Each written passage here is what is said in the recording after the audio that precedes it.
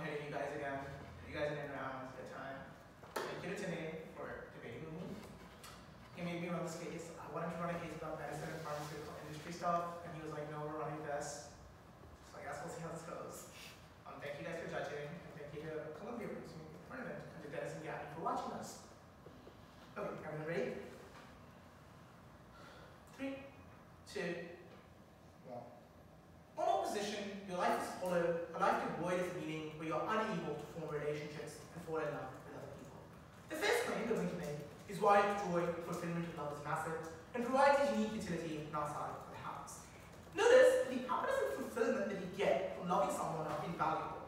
These emotions contribute significantly to an individual's overall well-being and life satisfaction.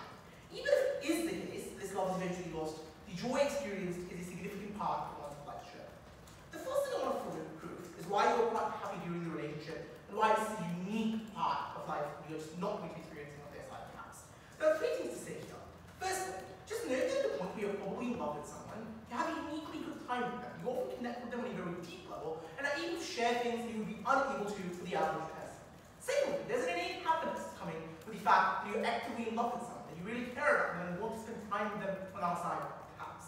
Finally, I just want to note you're particularly romantic, and this is framed out, which means you often uniquely care about your relationship. You often felt uniquely connected to your partner, and you often wanted to engage with them. This means that on our side of the house, at the point where you were engaging in a relationship, you were probably in love, you were really, really happy. Why is that? These are all experiences that generally, like at the point we have love, are things that happen because we're able to go out and do things that we wanted to care about. Why is this important for the round? Notice that in opposition, you can never get this intensity of experience.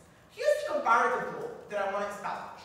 What they're going to tell you is that at the point where you don't know how good it can get, the bottom line is when you lose, you are not going to feel as bad. I just want to note that this is not something on which we base our decisions on the comparative. Here's an analogy. No parent who has lost a child would ever say they regret having the child. Even though the ending is likely one of the most painful experiences that a parent could possibly endure.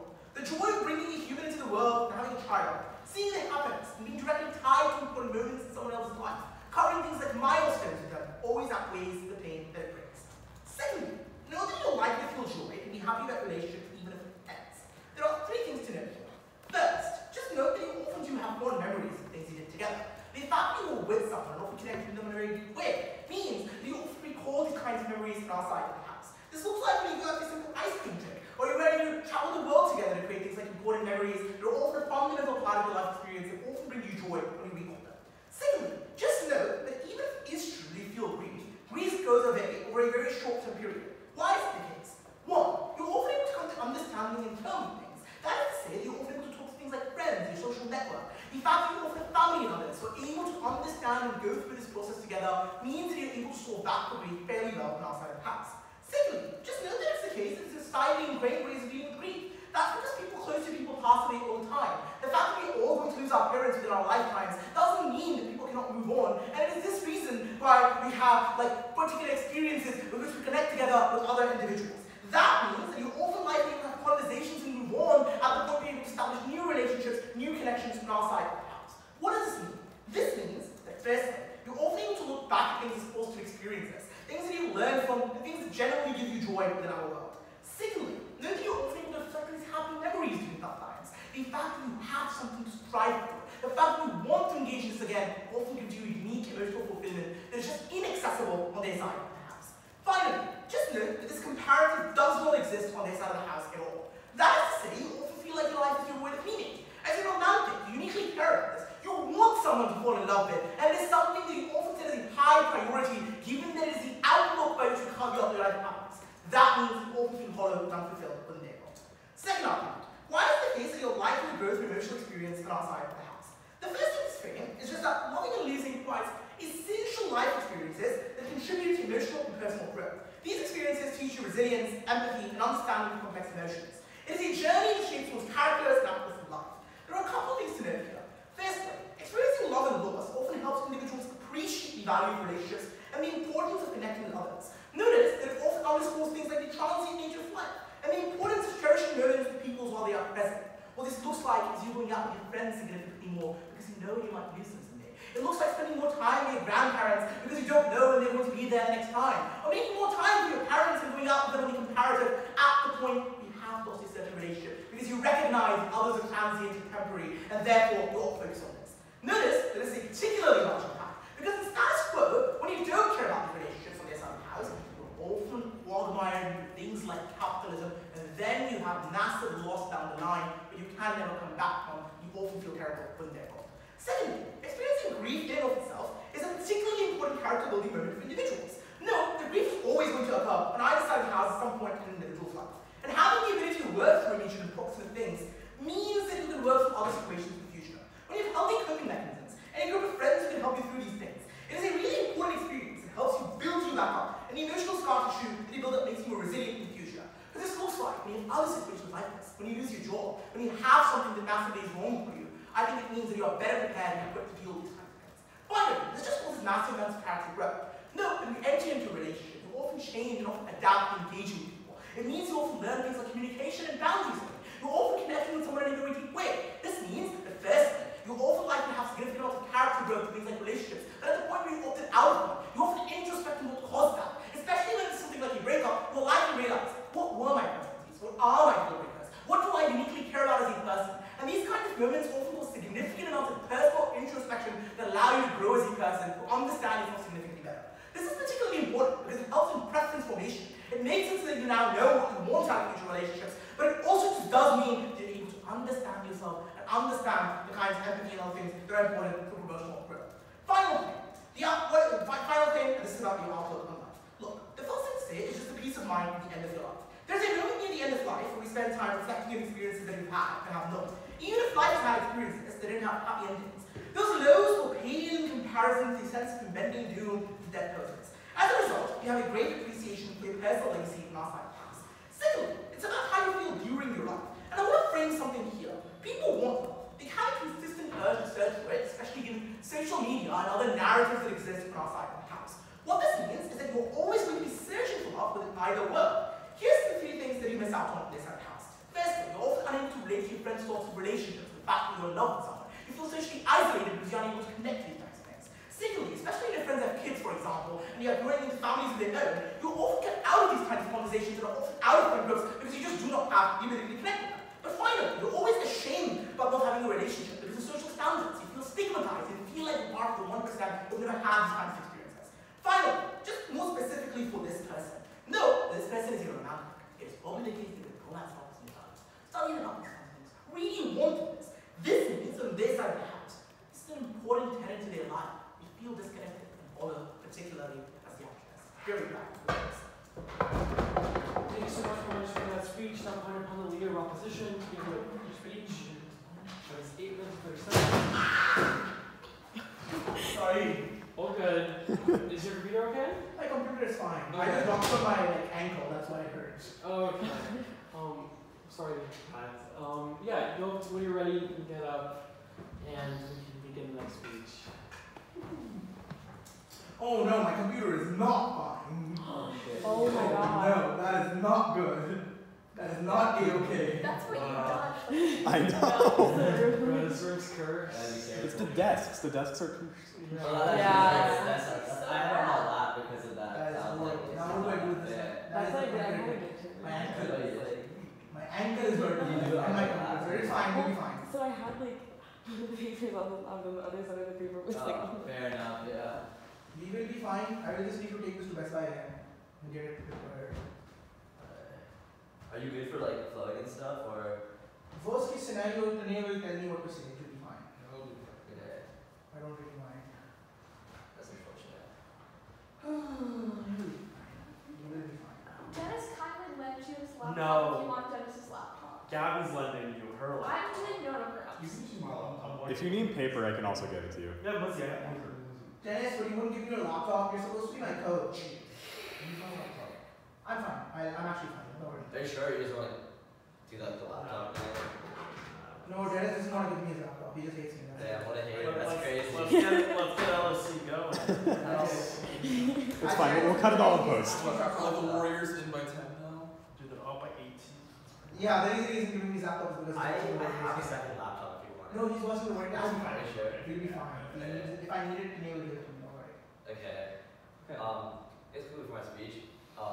I actually really enjoy debating about love. I don't know if y'all knew that somehow or didn't, but either way, I appreciate the emotion. I don't know if I'm particularly good at it. I just think it's fun because like debate is partly specifically the only time I do it. I can actually evaluate arguments about love. Empirics don't solve, so I think it's super interesting.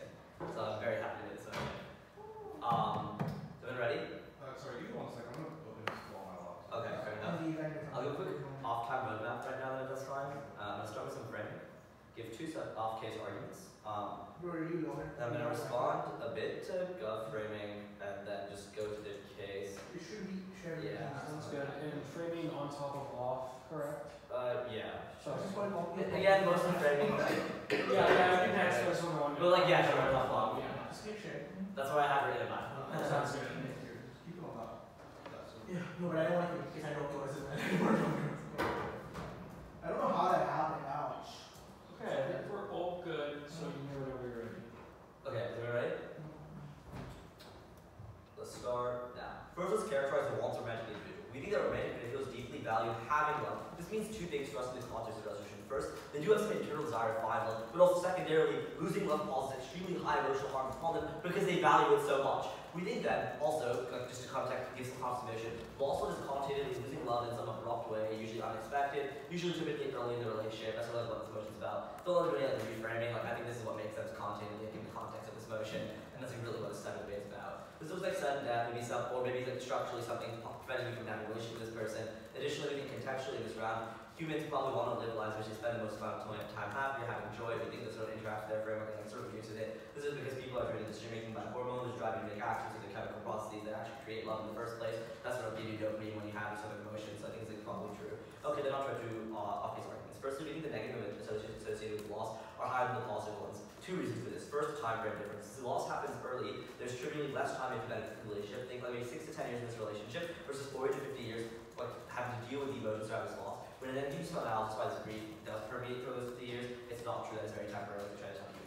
Okay, we tell you that negative emotions have stronger and more durable impact on your life than positive ones. No humans, even romantic ones, tend to take things for granted. As I say, they can particularly enjoy romance and desire and very value it, but they're also likely to believe, as romantic, that love will last a long time. It's like intuitive as a romantic, you think love is powerful, that it will last a long time, and that romance will last forever. This means that the expectation of the relationship is subverted. But additionally, it also means that because they expect it to last a long time, they may not fully use this limited time they have as an individual before they do this loss of love in the best way possible. Especially as romantic, you want to spend as much time with your loved person, but also you think the love will last forever. You also have like other interests and other passions. There might be some trade-off there. But once you find out by losing the love that time was like that time frame was limited, you're gonna deeply regret not using that time and maximizing that time. What's this happening? What's the meaning of this round? Because the impact of this is just not that they feel deep sorrow from losing their loved one. It means that the rest of their life is plagued with the regrets of not being able to spend the time, the limited time they had optimally or best with them. This regret is particularly longer lasting than any positive memories, since it necessarily corrupts those memories with basically this idea that you could have better spent those positive memories in better, more ways, or for longer periods of time.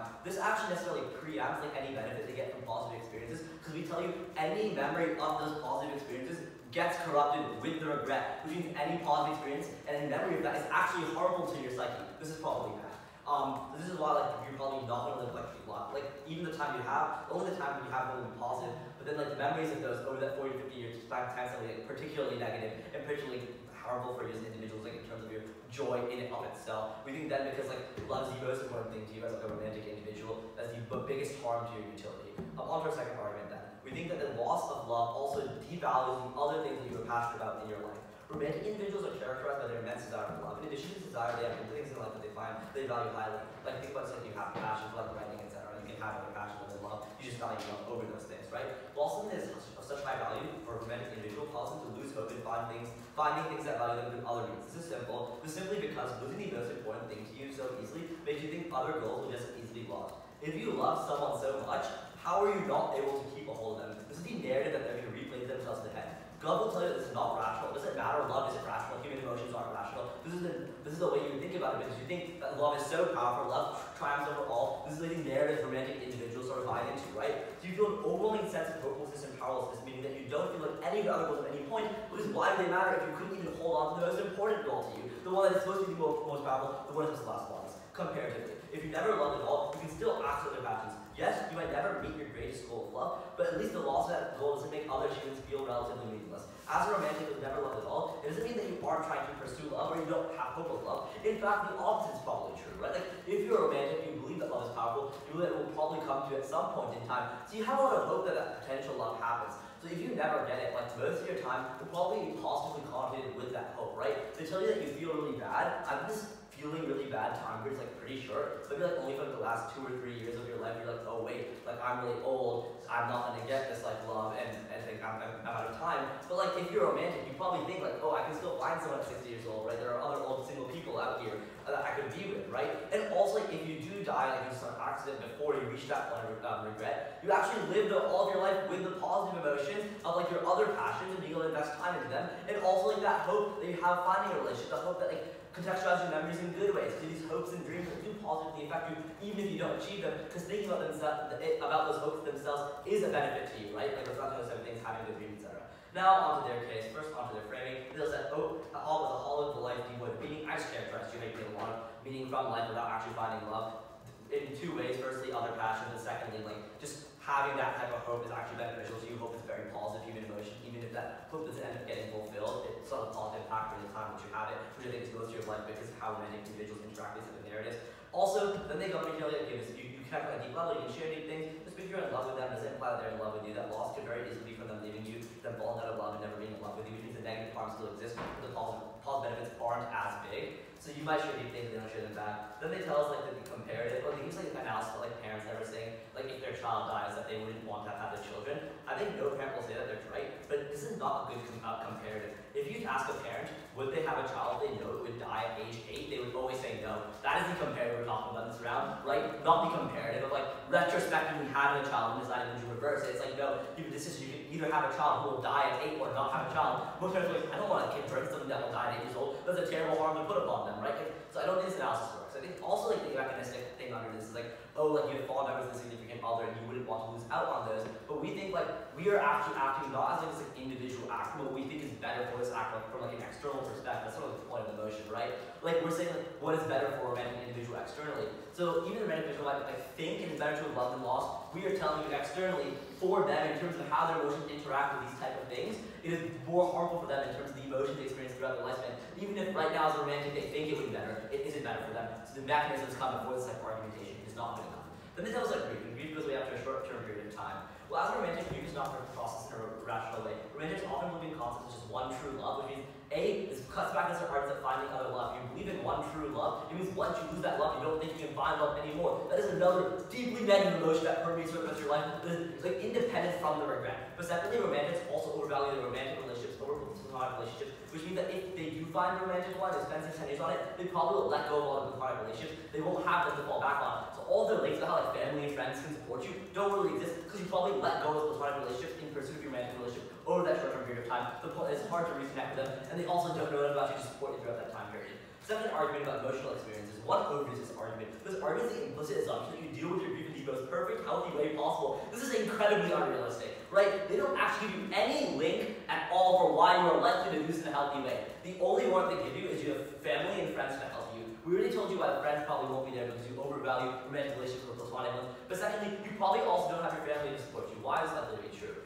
Actually, there's 3 reasons this will happen. One of them is a family argument, right? So the reason that family is not going to be there to help you is because people oftentimes who are romantic because of the care that they didn't receive from their family initially, right? They want to replace that lack of care through these romantic hopes, right? That someone else can provide them with those emotions, right? Here's the issue with this for them then, right? Like we think for those romantics, then they don't have a family to fall back on. But even if they do, they prove you that they do, we think they probably in the 6 10 years with that person they really love, like they probably didn't spend enough time with their family to fall back on their family. We think this healthy processing doesn't happen, all the impacts are going to cut off. We think initially you have this irrationality in terms of how you approach it, but you also have significant mental health harm from losing the most important thing to you, which makes you likely to take more negative or more harmful ways of dealing with this grief than positive ones. It is also unclear this capitalist argument why the power capitalism just forces you to throw yourself into work to ignore the harms, right? This is like not unique. So about your outlook of life, when all your memories are backfired by regret, it's actually probably worse. You don't get peace of mind. You're also not unable to feel. At least you're able to feel things during life. Already responded that there are ways for you to feel good things and feel like without relationship. So proud to oppose. Thank you so much for your repetition for that speech. The minority government to give a speech against 30 seconds. Big T.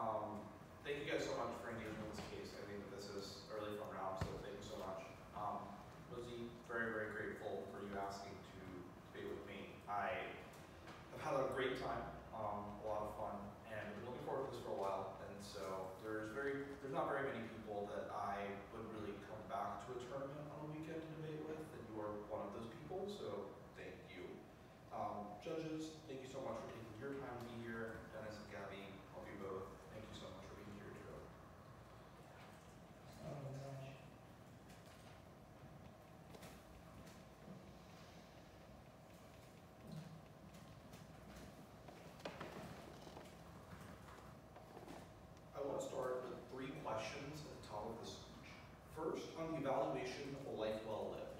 For someone with a perspective that we would consider neutrally romantic, we would say that there are two inputs into evaluating life. The first is on your relationships, and the second is on your experiences. The way that we balance these two things changes based on the way that we view the importance of these two things.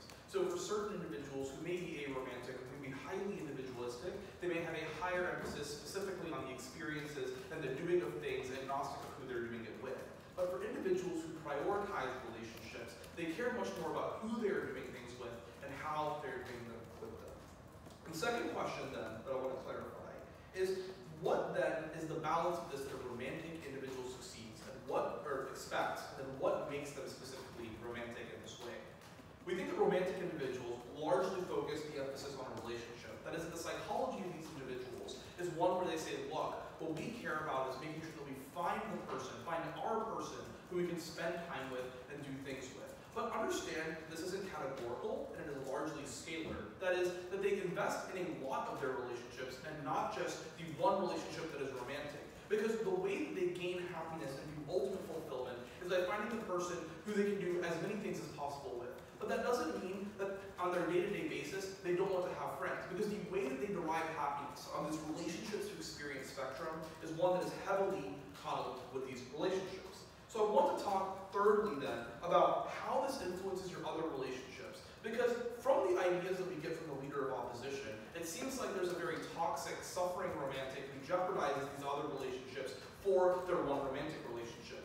What they're describing is someone who's in a toxic relationship. What we would argue is that the romantic looks for an ideal relationship, one that they're able to have all those highs and lows with, that they're not just chasing the best parts, but are also happy to be in the worst parts of those relationships with those individuals, and that way they are able to deal and cope with things in a much happier way with not only that individual, but also the other individuals that they surround themselves with, because they view the investment in people that they make as something that they ought to prioritize regardless. So the romantic individual then, in more cases, is going to be someone who not only prioritizes this romantic relationship, but also cares about their friends, spends a significant amount of time with them, and makes sure that they know that they are valued. In many cases, it can also include their family and make sure that they have a strong network of individuals. And maybe this romantic individual is someone who doesn't do as many specific things, right? Like they're not seeking out individual experiences as objective goods, but rather is focusing on the relationships that they build with individuals. With this, I want to respond to a bunch of things from the leader of opposition. The first thing that they say is that you deeply value having love, and so this must be some sort of sudden truncation. The way that we set up case is not that it has to be sudden, although we're fine with that conception. It's just a love that you can't get back. The second thing they say is that, look, you're going to have so much time to think about this loss. And so as a result, the more time that exists, the worse that it's going to be. But a couple of things. They just assert that you're going to grieve in a way that gets you stuck in this low spot for a very long period of time. But if you have a network of friends and a family around you, it is deeply unclear to me why that's the case. Look, I, as a romantic, fully support the idea of drinking half a bottle of vodka the day after you break up with a significant other. But that doesn't mean that 2 or 3 weeks down the road, your friends won't tell you to get up. They'll tell you to roll out of bed. They'll tell you to come hang out with them. And the reason that they'll do that is because you as an individual have shown them that you prioritize relationships. People understand that individuals have moments of weakness, but it is our networks and friends that allow us to recover from those moments and actually rebound successfully. What opposition has the burden of doing is to show that romantic individuals and people who have shown a preference for highly involved relationships in general as their highest order of fulfillment in life would choose rationally to sacrifice all of their other relationships when we know that that is what gives them happiness. The next thing that you hear from opposition is that you have this high desire for love and you can't let go because love is an irrational thing. The problem here is that you have external stimuli that help you overcome this. Like you don't have to go through it alone. So we're happy to concede that in the short term, you probably do have some moments that aren't your best, right? You're going to have some struggles that come through with this. But from opposition, what we need to understand is why you're never able to recover. We tell you that as a romantic individual, given the psyche that you have and your outlook on life, you're likely to prioritize these things. I want to then address the next thing they talk about, where it's like you have these other passions, and the loss could be from leaving you. I want to deal with their counterfactual for a second, because what they tell you is that, look, if you never love, you never have these lows. But I think this asks the fourth and perhaps most damning question for side opposition. which is what is the value of a life that is placid and one that doesn't have the highs and lows? Because what we would argue is that unlike an investment, it is extremely important to have high levels of volatility in your life. Because if you never experience sadness, you don't know what happiness means. That is, that the differences in emotions that you feel during your life are what actually give it meaning. Because we as humans don't have an epistemic external reference on what good and bad experiences are, aside from the relativism of our own experiences to themselves. So, on their side of the house, maybe they are able to have some level of passion, but the ways that they feel in their life are relatively low, and they don't actually get those kinds of highs and lows that are extremely meaningful, because the most important one, the one that drives the highs and the lows, are going to be the things that are tied to these romantic relationships that an individual has had. So even if you do have an extreme low after a high, we would tell you that is far better on our side of the house. Then they tell you that the loss could be from that person leaving you, and that could suck. Like, this just folds into all the other argumentation about how you're actually able to get through these things in healthy ways and why you're likely to have a support network. I want to address the response to the analogy about a child and then be like, oh, like if you knew a child was going to die at age 8, you wouldn't have the kid. Like, first of all, I think this argument is pretty offensive, but also like quite absurd. Like, there's a lot of kids who are born with illnesses and diseases and things that like parents know that their life expectancy and prognosis isn't high, and the fact that parents still willingly, voluntarily, and look forward to every moment that they can spend and cherish with those individuals seems to me like proof positive that opposition is living in some sort of fantasy world where parents are making EV calculuses and philosophy books. I think the much more realistic conception is that those parents are actually the experience that shows that government side of the house is true. That is, that they do it with platonic love because they know that the low is going to be so low. They know that they're going to be extremely despondent after a period of time, but they still view that the high is so worth it because the value of that relationship with their child, even if it is for a limited amount of time, is going to be one that is worth it. The reason that we have that preference is because we know as humans that absent those experiences, our life is generally devoid of meaning. Look, there's always the risk on our side of the house that you're going to have an extended period of grief, and we are okay with that. We think that romantic individuals are able to solve back for these things in a number of ways, right? They're able to make sure that they're able to correct for these things. And regardless of what the external narratives are, right? Whether you apply the opposition argument about how you might think there's one true love, about maybe you had like a rocky relationship with your parents when you were growing up, maybe like you take longer to recover from this relationship. We're fine conceding all of that because probabilistically, at the very least one, you have one of those support networks as an individual. Like, I don't think that a romantic individual is very likely to be romantic if in all of their previous relationships with their family and friends, they've been highly abandoned, if they also like view individual relationships as something that is not valuable, because the reason that they value them is because they understand that it is something that is critical to their own happiness. The final thing they tell you is that your family won't support you because you're only a romantic because you've had daddy issues growing up. I want to just be really clear responding to this argument. Like, I think that this is just an assertion and like maybe an edge case, but I think the analysis I give right before this actually beats this, which is that a romantic would only be such a romantic if they viewed the value of relationships as valuable to them. Very important. Thank you so much for that speech. Now on minority opposition, you give a speech, maybe in 30 seconds. You can get whenever you're ready. And yeah.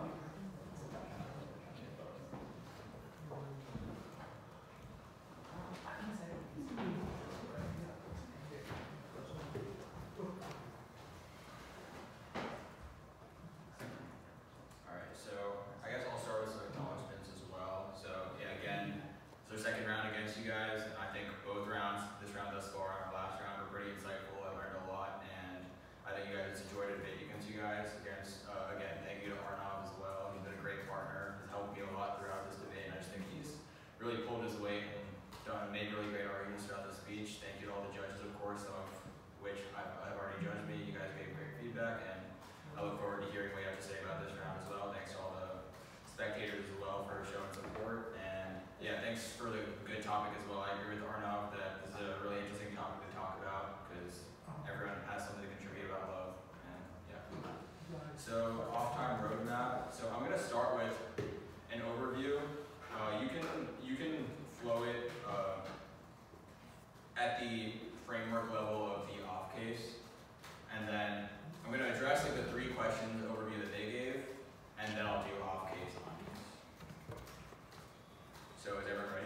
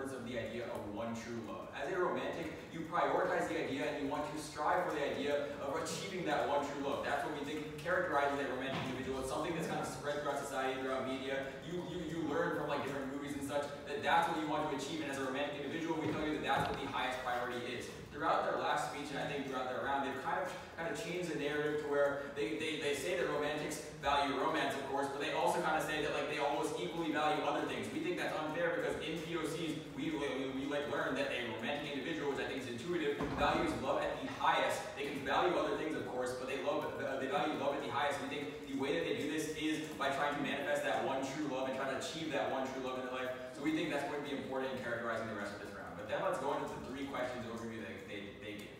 First, they tell you that people really want a life well lived, and like this comes through like their relationships and their experience. But we tell you that they actually get these same relationships and these same benefits of relationships through the familial and the platonic relationships that they get. We're going to be arguing with our later arguments that the loss of this one romantic relationship actually comes at the cost of some of those other relationships that they can achieve the same thing about giving you a life well lived.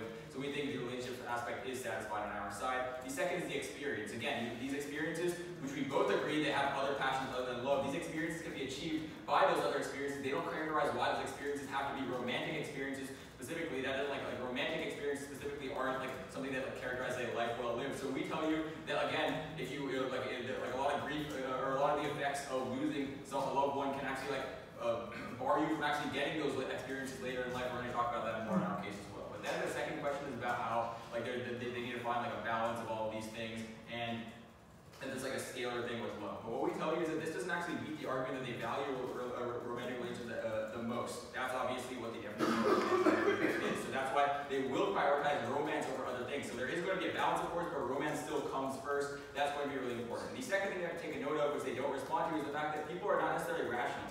Even though, like, yes, people should just like value other things in life, and that's what they should do. They shouldn't just like dwell over one loss.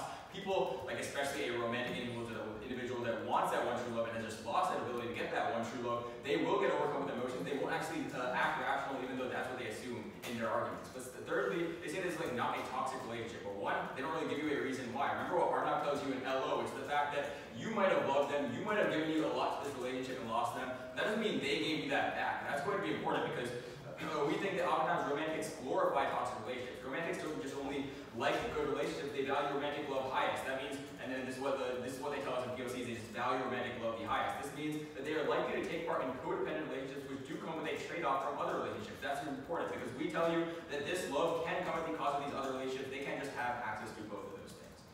With that, let's go on to the off case. Let's start on a bit of the framing that we talked about. So one thing that they actually don't argue against, but I think is really important, is the 2 things that we characterize romantic individuals are at the top of our off case, where we tell you that 1, they have some internal desire for love, and 2, losing that love causes extremely high emotional harms on them. Those emotional harms are going to be But then they talk to you about how like, it doesn't really necessarily have to be a sudden death. We tell you that in the connotation of this debate, what we're trying to get at is the fact that you had this love and you lost it in some severe fashion. Yeah, we're not telling you it has to be a sudden death necessarily, but it has to be something unexpected, something large. It can't just be something like this minor breakup that you had in high school. We think it has to be something that's big. That big, like that, just having that suddenness or unexpectedness or that large, that large idea. That's all that we're trying to argue with this. So it's not going to be too important in what they're saying. And now let's go on to our first argument. So they give you a few responses. First, they say that the longer a relationship is, the worse they say that the more time the relationship is, like the more you actually were able to achieve out of the relationship and the highest that you got. Again, we tell you that when there's more time in the relationship, that you're actually going to be seeing that when you lose them, which is going to happen in the world, that means you're going to be seeing just as equal benefits in the emotion or harms in the emotional aspect, where because you spent like maybe 6 really good years with these people, now those 6 really good years gets like tainted by those like 40 to 50 years that are going to be lost because of the emotional damage. Remember that emotional damage thing that they actually can see. Then they tell you that there's going to be a network of friends to actually help these people. What we tell you is that the prerequisite to actually having these friends helping you is actually maintaining that relationship. And the analysis that they drop that Arnav gives you is that you actually stop pursuing those relationships in the first place. Remember, the whole one true love analysis actually plays a really big part here, because when you had this priority of achieving that one true love, now you lost that. Now you say there's no point of actually achieving maintaining those relationships. They're not even as important as getting that one true love because you've lost the biggest thing in your life. Which means that yeah, you might have a network of friends and they might think they're your friends, but to actually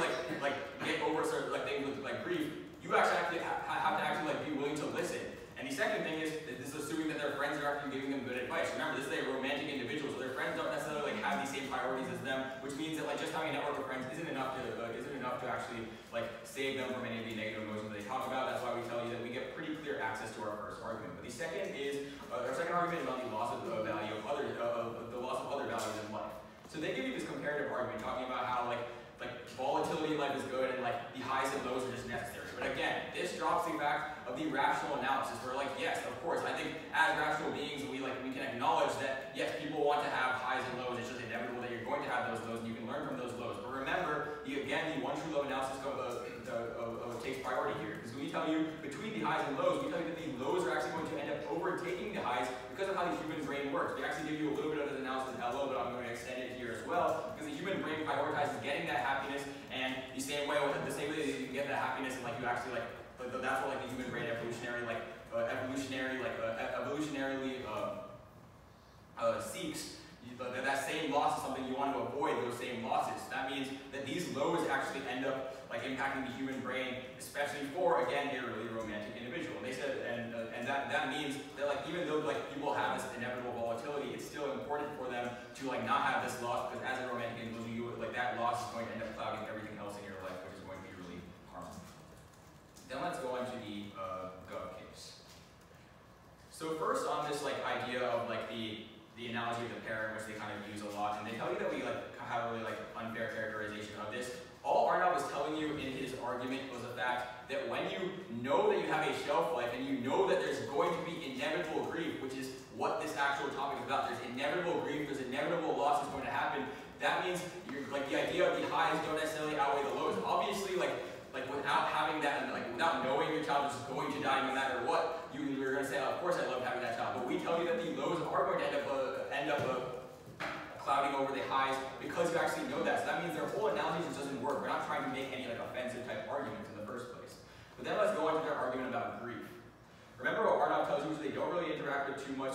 Remember, again, the one true love analysis was they don't respond to, which is crucial here because, again, grief, they tell you that like grief goes away after a short period of time. But one, we tell you that like if you spend a long time in that relationship, we think you're going to have at least that amount of time that's going to be spent grieving, but probably even more, because what we tell you is the result of actually having that loss is that you actually like worsen the way you actually approach other things in life, which is like your other passions, or your other platonic relationships. So that means, if anything, you're going to be seeing more of an impact of this grief than like the amount of time you actually spend in a relationship. So like, if you spend 6 years in a relationship, you're going to be spending probably like 10 to 20 years in the grief at least. That's going to be really important. But the second argument is about the emotional experience. Again, remember what Arnav tells you, which is an overview, which is that there's like an irrationality of the people. Again, the irrationality and the one true love analysis applies right here again. And finally, on the outlook on life argument, we tell you that like people, they talk about like how like your outlook on life and your memories are really important, but we tell you that the memories are going to be actually clouded by regret. When you associate all your memories with the bad things of losing things valuable in your life, you're not going to actually remember any of the happy things. That's going to mean that it's going to be successful. Wonderful. Thank you so much for your opposition. I was wonderful on the leader opposition of the verbal speech. 4 minutes and 30 seconds at the close of the day.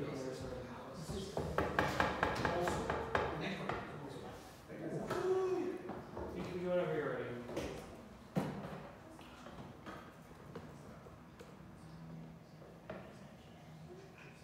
Okay.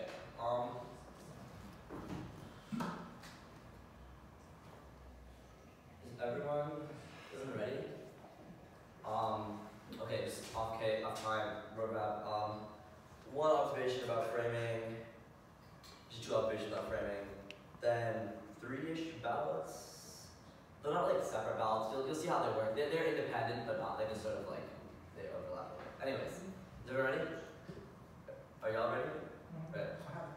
I'll start now. Critical LOC analysis they drop, they can't respond to in their case, and these are 2 layers of analysis on framing. That means you have to vote using these layers of analysis. First of all, we tell you that we are validating this round as an external actor. We say that what they think is best for the individual. It doesn't mean that you as the individual are making this decision. They don't respond to this, don't respond to this. Secondly, we also tell you an external actor, the best thing for this individual is maximizing time where you experience positive emotions. This goes off any argument they make about the individual might think is better. For them, like the extension of this parent analysis that I respond to already doesn't work in the context of this round because you aren't the parent. You're saying what is good for the parent as an external actor. Don't let them get this way. But it additionally also means that any like life well lived analysis they try to give you doesn't work, right? they tell you that it's cost of life well lived. They never tell you why we should wait on this or vote on this. And the reason that this doesn't work is because they tell you that because you want to maximize time under happiness, and life well lived is a reflection that only happens at the end of your lifespan. You can't weigh that on the time frame, right? We outweigh that no matter what under the way our framework evaluates. So don't really try to collapse on that in terms of how you evaluate your life as a romantic individual. As an external actor, we all evaluate this in terms of maximizing time to experience positive emotions. These are all warrants I give to you.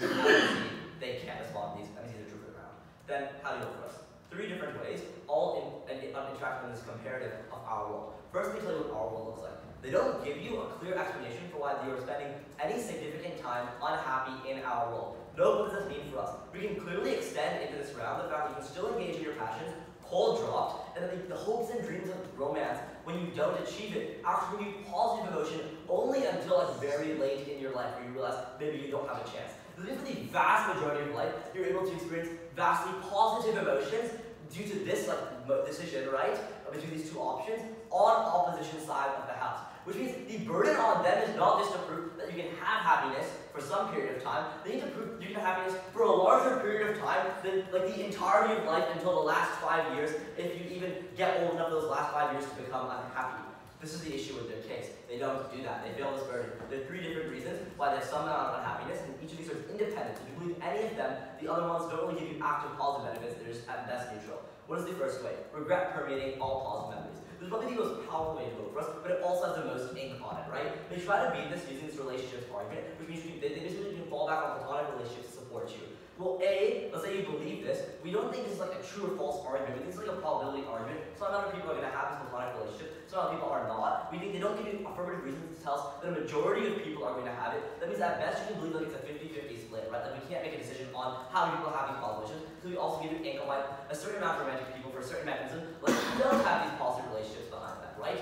We also didn't tell you independently you have this irrationality driven by worse mental health, or the analysis that like basically you will think that this is the most important thing to you, which drives toward irrational behavior, especially reading the analysis you're like, oh, I'm going to go take a drink right after I get out of a breakup, right? We think this also independently leads to you having this grief permeate throughout the positive memories. Which means you can vote for us right here. This is actually the only thing they have ink on. Let's say you believe this. The worst case meaning of this for our side is that the grief specifically relating to that relationship is temporary. That still means it causes harm that is comparative to our side like more, right? And you still have this period of grief which we don't have. Then you can vote for us in 2 other ways if you don't buy this. You don't think you can vote on this. The second one is the loss of hope. This is the one true love analysis that was literally cold drop, and the fact is that the most amount of romantics probably believe in the concept of one true love. This is LOC content, right? And because like one true love is like an inherently romantic like narrative, the stuff I tell you in LOC. Why does this matter so much? It means that like for the rest of your life, you can't find any other joy through these romantic relationships, and also because you've already experienced a joy romantic relationship, you know what you're missing out on. This is a negative that permeates again throughout the rest of your life. It permeates all your positive memories because you know you've lost something that you can never replace, but they don't put any ink on this. So the damn is the case. You vote for us right here. But let's say you don't believe any of this. We tell you also can't access your other passions on their side of the house, so you lose any benefit gained for this. This gives us a clear comparative benefit because we actually tell you the passions exist on our side of the house, and they never respond to this, right? We basically tell you this narrative that when you think one goal, that the most important thing you lost so easily is irrational to believe that then other things that are less important to you, you will also be able to lose those goals lose value. They only give us highs and lows analysis, but no, we use this analysis to mitigate itself by giving you analysis for why humans evaluate lows worse than highs, so that best is a marginal benefit for them, but they have no way to weigh this against all of our other benefits. Yes, very small thing. The argument that humans evaluate lows greater than highs is new. That is LOC content. It's negative emotions. I think evaluating negative emotions greater than like positive emotions is not the same size as those. Lows are. Do you know the line in the LOC specifically? Yeah, well, it's what they just said. I think negatives are synonymous to lows. The highs and lows we talk about are emotional ones. We can take into consideration.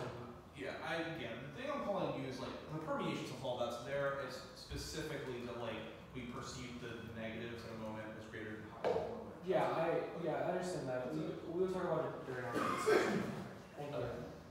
But yeah, anyway, even if this is true, I tell you the benefit is not significant. They can't weigh this against the 3 other harms, especially when you compare to analysis where you tell you have positive emotions. So, proud to oppose. Thank you so much. We do have issues for that rebuttal. Now calling upon the Prime Minister to give a rebuttal speech of 5 minutes and 30 seconds and the closing debate for today. Thank you so much. And can I hear this last speech from you all? Sorry. Okay, don't worry about it.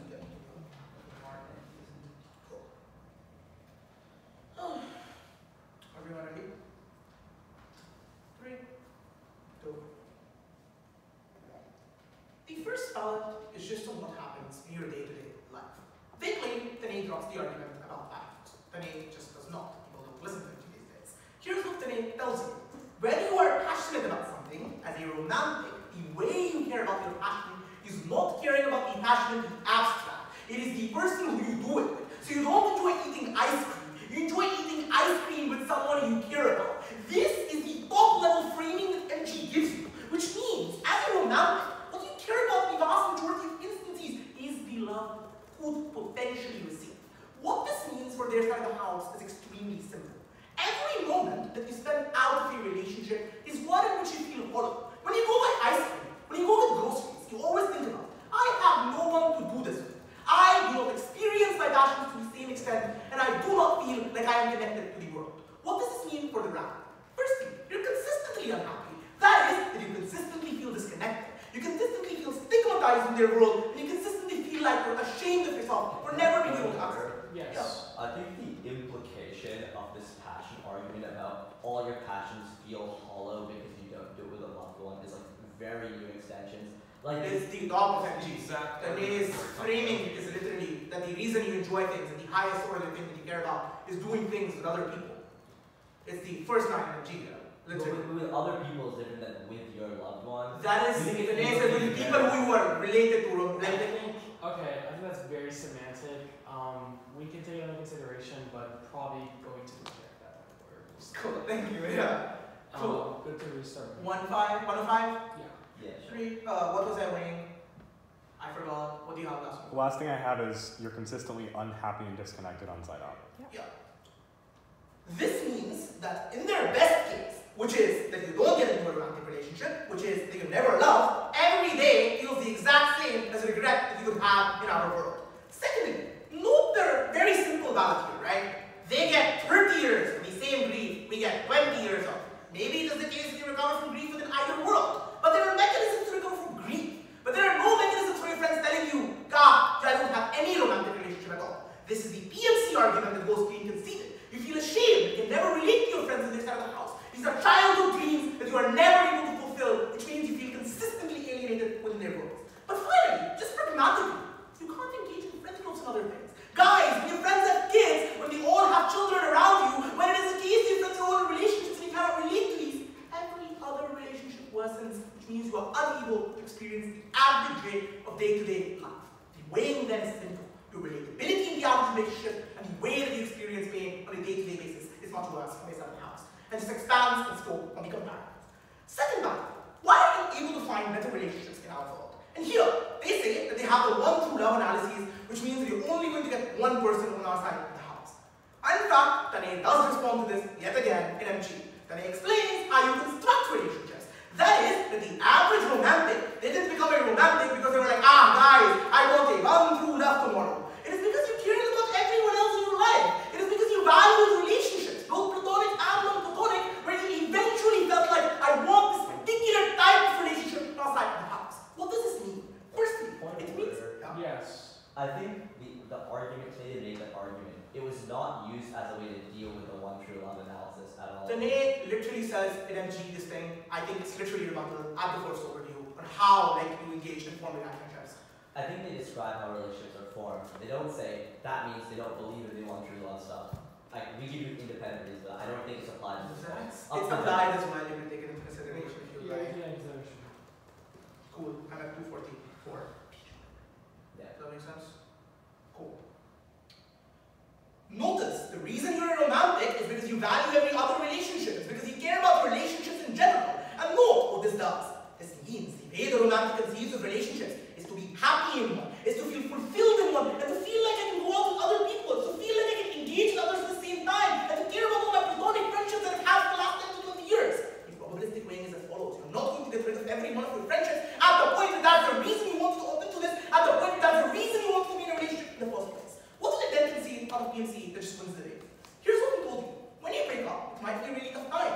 But that's when you learn about what you want in a relationship. You learn, this is the kind of person I get along with. These are my deal breakers. This is how I'm going to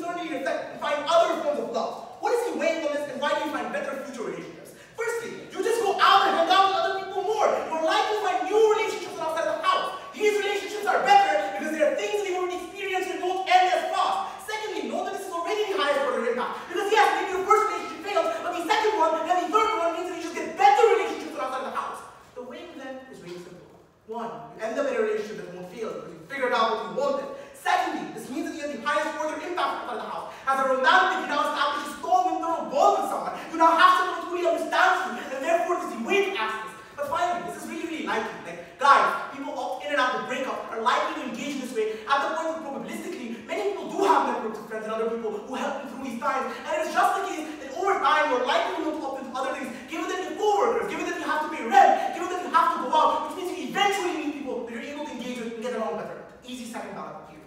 Final ballot then. Why is it the case that you just get better relationships overall when outside the house? Here's what they say. They say that you will regret everything else just because you lost like one romantic relationship. Why is this really, really unlikely? Here's a probabilistic way. One, you just have to do lots of other things in life, right? You opt out from things like work, you go to co-workers, you go meet friends and other kinds of things because you need that to continue existing and sustaining. But it is also just the case that in the vast majority of cases, you have lots of friends around you, there are people who are going to support you and people who are likely to engage with you. The probability weighting here is as follows. Given the characterization of how relationships are formed, the reason why you want one to love or like you want to be in a really good relationship is because you cared about having other people in your life. This means you're often someone who has lots of friends. It means you're someone who has a large social network. The weighing then is that you're just likely to have people step in. And even if the first one doesn't work, it's the next one. It's the one after that. And so it's a continuous process where you're able to recover. But the crucial link here is that this helps every other relationship. Because when I pick up, I go to my grandmother more. I talk to my mother-in-law or deathbed. It means I engage with these types of people who love me to a much larger extent, and therefore I'm able to fulfill these burdens. This is important because it means I establish closer ties with these people, therefore feel more love. Great, my life. Very proud. Let's leave us around. If everyone's spectators included,